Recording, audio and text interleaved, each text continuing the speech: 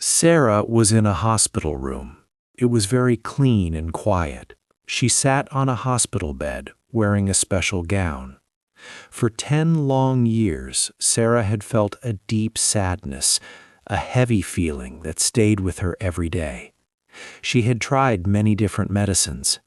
Doctors gave her pills that should help with sadness, but none of them truly worked. The medicines did not make her feel better, and her mind remained gray and tired. Now, Sarah was waiting for a very unusual medical procedure.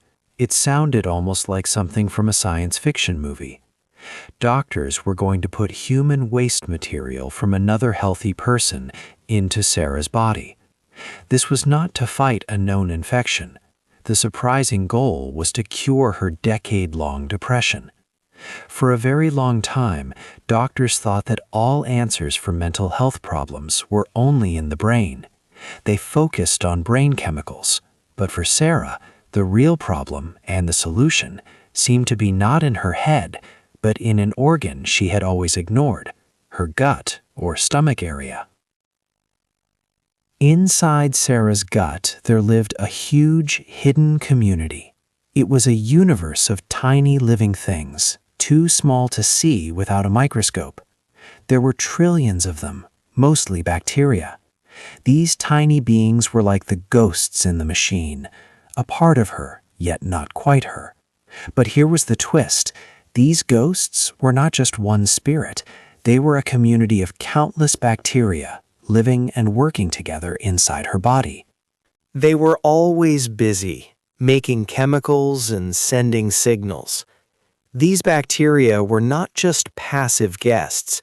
They were powerful helpers. They could change how Sarah felt. For many years, medical science believed the brain was alone in making us feel happy or sad. But this thinking was wrong. These tiny helpers in the gut were deeply connected to her feelings. There is a specific, important connection between the stomach and the brain.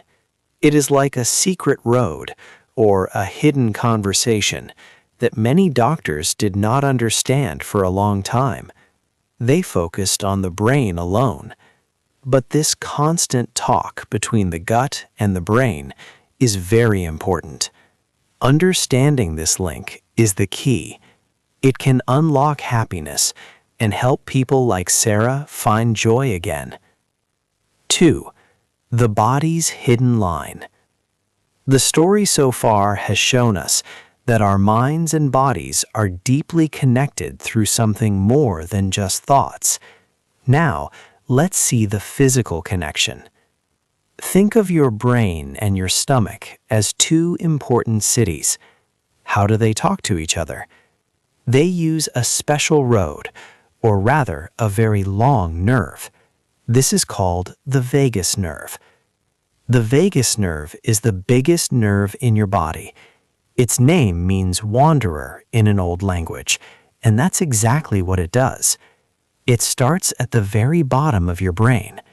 From there, it goes down through your neck, your chest, and deep into your stomach area.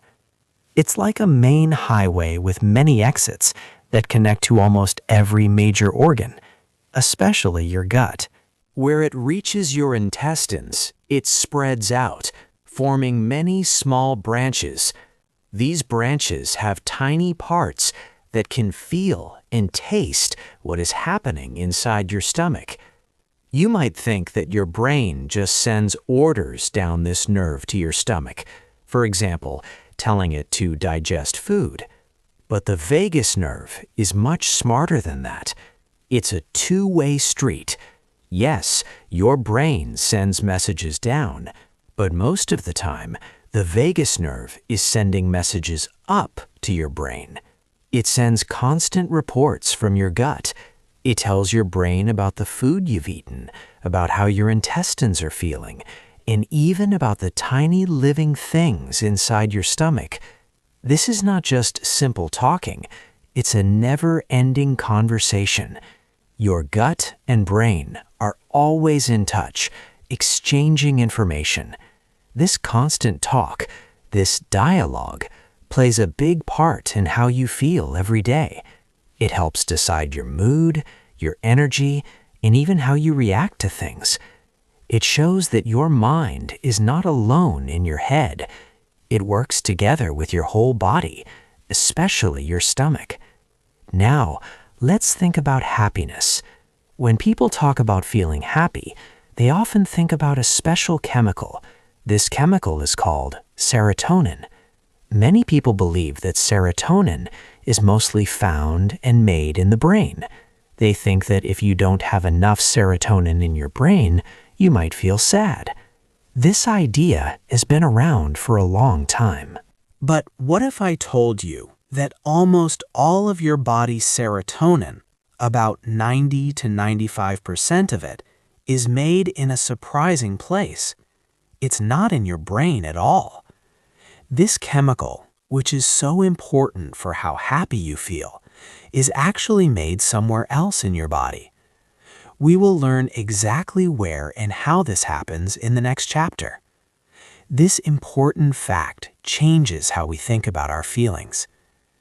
Understanding this special road, the vagus nerve, and this constant talk between your gut and brain helps us see something important. It helps us understand why sometimes you just trust your gut. It's not just a saying, it's a real biological fact. Your gut sends signals that your brain uses to help you make decisions and to shape your mood. This deep connection sets the stage for discovering even more about your body's hidden lines of communication. 3.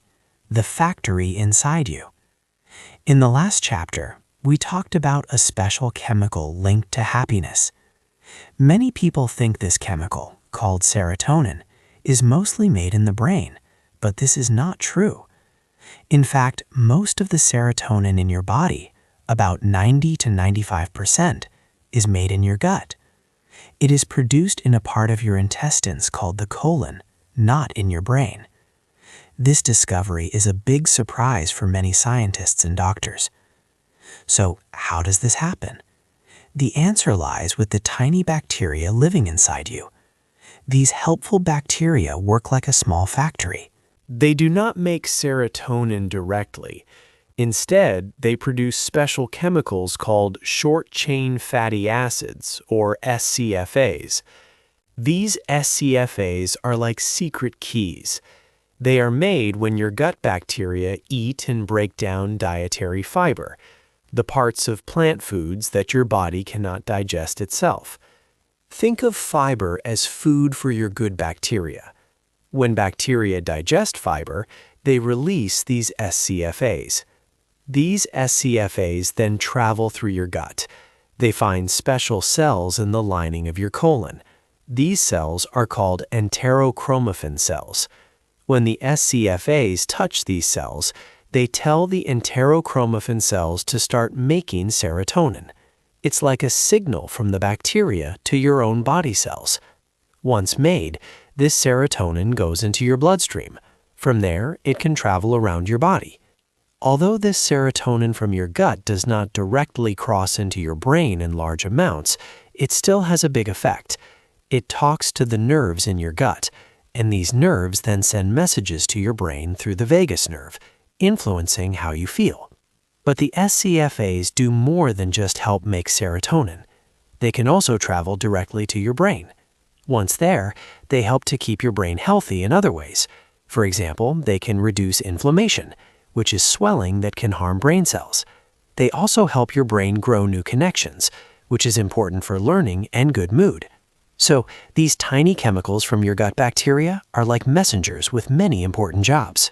Scientists have seen this factory in action.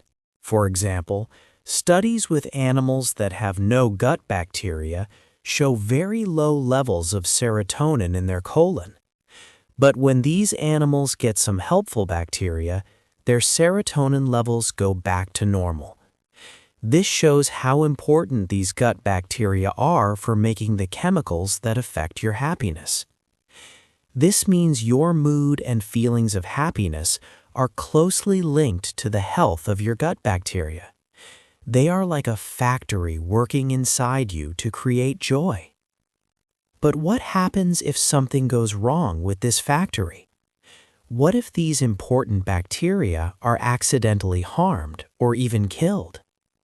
If your bacteria make your happiness, what happens when you don't have enough of them? In the next chapter, we will look at a common mistake that changed our internal world and led to a big problem for mental health today. 4. A war in the stomach. The year was 1928. A man named Alexander Fleming made an important discovery. He saw that a mold called penicillium could kill bacteria. This discovery led to penicillin, the first antibiotic. By the 1940s, antibiotics were widely used. They saved many lives, especially during World War II. People used them to cure serious infections that once caused death. This was a great step for medicine. But there was also a hidden cost. Doctors started to use antibiotics often. These medicines did not just kill bad bacteria, they killed all bacteria. Inside our bodies, we have a huge community of microbes. This community is called our internal ecosystem. When we took antibiotics, we often destroyed this important ecosystem. It was like waging a war on our own body's tiny helpers. Scientists later gave a name to this idea, the holobiont. This word means that a human is not just one organism. A human is a team of human cells and all the microbes living with them. Together, they form one big system. The way Western medicine used antibiotics, it often fought against this natural partnership. It waged a war on our own biology without knowing it. Over time, this led to a problem called dysbiosis. This means the microbial ecosystem inside the body becomes unbalanced. It loses many good bacteria and has too many bad ones. A healthy gut needs many different kinds of bacteria, like a healthy forest needs many different trees. When dysbiosis happens, the body's internal environment becomes sick. This condition can make people feel very bad, sometimes even like depression. But it is not a problem with the brain alone. It is an ecological disaster inside the body, affecting how we feel. Simply stopping antibiotics is not enough to fix this damage. Our bodies need help to bring back the good bacteria. Scientists began to look for new types of medicine to help fix this problem. Chapter 5 will talk about these new ways to heal the gut, and in turn, the mind. 5. Good bugs for the brain. A new era in medicine has begun, focused on psychobiotics. This word describes specific good bacteria that can improve your mental health. Researchers have found certain types of bacteria, like Lactobacillus rhamnosus, can act as natural helpers for people feeling down. For instance, a study in 2025 showed that Lactobacillus rhamnosus worked better than two common antidepressant drugs, bupropion and venlafaxine, in rats dealing with stress. The researchers found this helpful bacteria worked in many ways at once. It boosted important brain chemicals, helped protect the gut lining, and could calm down swelling in the brain. Unlike single chemical pills that target only one problem, these bacteria work with the whole body system. Another key bacteria is Bifidobacterium longum. One specific strain, known as 1714, has been studied closely. In a 2019 brain imaging study, healthy volunteers who took Bifidobacterium longum 1714 managed stress better. Doctors used special brain scans to see how the brain's electrical activity changed in real time. This showed clearly that these bacteria could directly change how human brains handle emotions, offering a powerful effect. Another strain, Bifidobacterium longum, NCC 3001, is especially good at making special fatty acids that protect the brain and reduce sad feelings in animal tests, showing more ways these tiny organisms help. This new science changes how we usually think about medicine. It moves away from just using chemical pills for symptoms. Instead, it offers a way to use living organisms to improve mental well-being by fixing the root causes. These good bugs are not just supplements. They represent a path where medicine works with life itself, not against it. Some doctors are still careful, saying more large studies are needed to be fully sure about all the effects. But many scientists are very hopeful, seeing psychobiotics as a big and important part of the future of mental health treatment. However, there is a serious challenge that doctors face. For some people, the gut environment is too unhealthy and damaged. It's so broken that even these helpful psychobiotic bacteria cannot settle there and grow. They cannot survive long enough to do their important work for the brain. When the gut's natural community is severely out of balance, simply adding probiotics might not be strong enough to fix the problem completely. This brings a critical question. What can be done when the body's internal ecosystem is so broken that adding good bugs alone is not enough to help? The answer points to the most radical and surprising medical procedure available in modern times. Chapter 6. The Strange New Cure. Chapter 6 talks about a very special and new medical treatment. It is called Fecal microbiota transplantation, or FMT. This is a brave new step in helping people who suffer from long-term depression. For many, the idea of FMT sounds very strange. It involves using human waste, also known as stool. Most people have a strong feeling of dislike about this. They might think, that sounds really gross. This natural reaction is called the yuck factor. It comes from deep inside us and from what we learn as children. We are taught that waste is dirty and should be avoided. But scientists and doctors are changing this old idea. They now see this special substance as biological gold. Why? Because it is full of tiny living things called bacteria. These bacteria are not bad or dirty. Instead, they are very important helpers. They have lived with humans for millions of years, working together with our bodies. The FMT treatment uses these healthy, good bacteria to fix problems inside a person's gut that are causing sickness. It helps to rebuild a healthy community of microbes. Think about a very important study from Canada. Doctors at a special psychiatric unit helped 2 patients who had very severe depression. These patients had tried many different medicines and treatments for years, but nothing helped them feel better. Then, they had the FMT procedure. After only 4 weeks, something truly amazing happened for both patients. Their deep sadness started to lift. The heavy feeling they had carried for years began to get lighter. They felt a sense of calm and lightness that they had not felt in a very long time. This change was much faster than what often happens with usual depression medicines, which can take many weeks or months to work. For people who had lost all hope, this quick return to feeling better was like a miracle. So, how does this special cure work? It is quite simple to understand, even if it seems complex. Imagine a garden that is sick, with bad soil and no healthy plants. The FMT process is like replacing that whole sick garden with a healthy new one. First, doctors gently clean out the sick person's gut.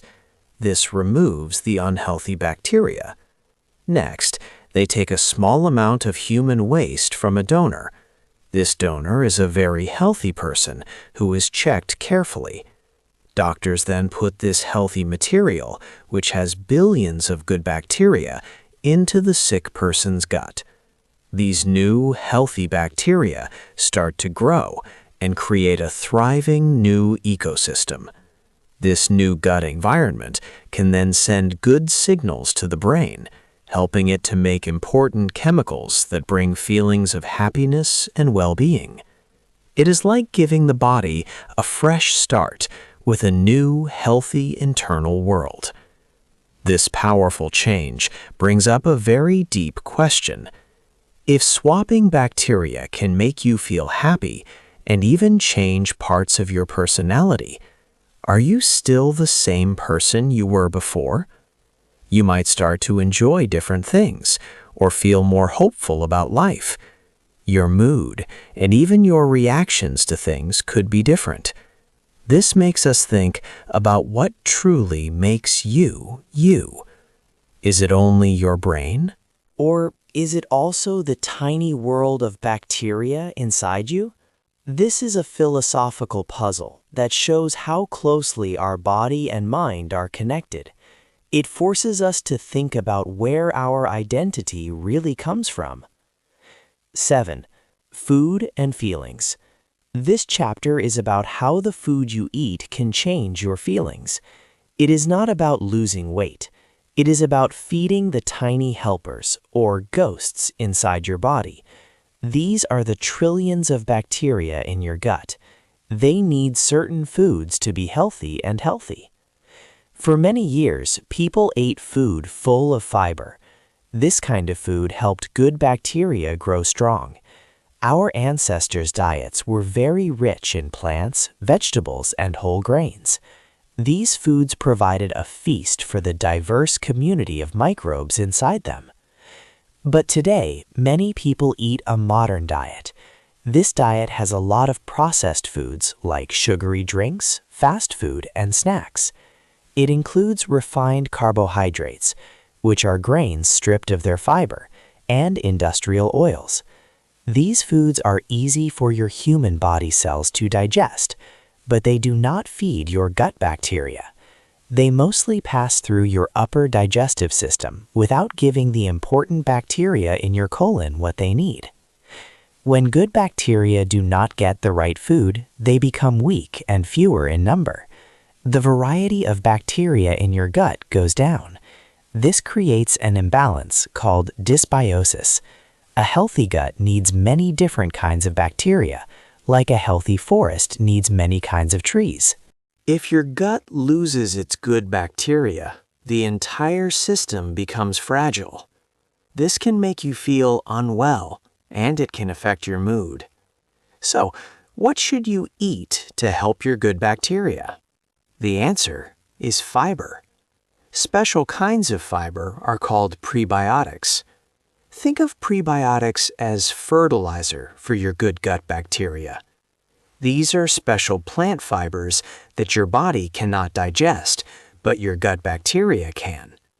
When these good bacteria eat prebiotics, they work hard.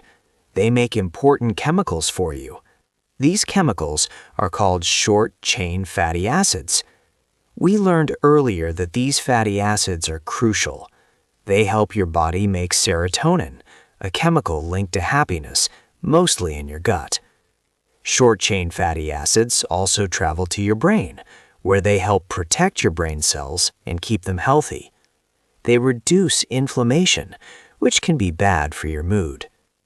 Foods rich in prebiotics include many common items. You can find them in onions, garlic, leeks, and asparagus. Bananas, especially slightly green ones, are good sources.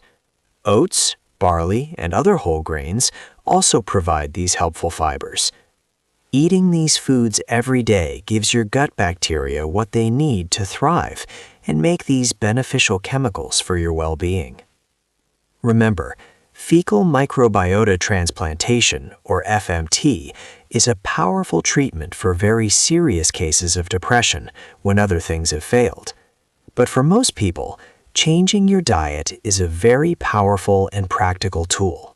You can use food every day to make your second brain healthier. Choosing the right foods is a simple, direct way to support your gut bacteria. This can improve how you feel, boosting your mood and overall health, starting today. The new you. This journey has shown how our understanding of the human body is changing deeply. We began with Sarah in her hospital room, awaiting a unique procedure for her long-term depression. Now we see this procedure, fecal microbiota transplantation, as a key part of a new medical future. We are learning that each of us is not just a single person. Instead, we are like ecosystems that live and work together. This means we are made up of our human cells and trillions of tiny living things inside us, especially bacteria in our gut. This entire system, host and microbes together, is called a holobiont. It challenges our old ideas about the self. Sarah's recovery, which brought her a new sense of lightness, was not magic. It was the simple restoration of a healthy biological partnership within her. Her decade-long depression was connected to a problem with her gut bacteria. When these bacteria were made healthy again, Sarah's mood lifted. The deep sadness she felt was truly a part of who she was then, because her body's internal ecosystem was out of balance. When that ecosystem changed, Sarah changed too. She found her way back to joy and motivation. This raises a very important question. If swapping bacteria can change how we feel and even parts of our personality, are we still the same person, or have we become a new version of ourselves? Looking to the future, we can imagine a new kind of personalized medicine. When someone experiences depression, doctors might first analyze their gut bacteria. Using special tests, they can find out which specific bacteria are missing or too numerous. Then, treatment can be precisely chosen for that person's unique microbial profile. For some, this might mean taking specific good bacteria, known as psychobiotics. For others, it could involve changing their diet to feed the beneficial bacteria. For very severe cases, like Sarah's, fecal microbial transplantation could be the best option. This personalized approach will focus on fixing the gut's complete ecology, rather than just treating symptoms in the brain. This idea treats mental health as a holobiont disease, not just a brain disease. The technology to do this is available now, and scientists are making new discoveries every month. This is not just a distant dream, it is happening today. We are learning to see ourselves as integrated living communities, changing what we believe about the mind, the self, and the roots of our emotions. Considering everything we've discussed, how do you feel about the idea that your personal identity and mood might be deeply connected to the invisible world of bacteria inside you? Hey there! Just a second before you go. If you learned something new today, please give this video a like, write your thoughts in the comments, and subscribe to the channel. It only takes a second, and it really, really helps to create even better English videos for you. Your support means the world. Thank you.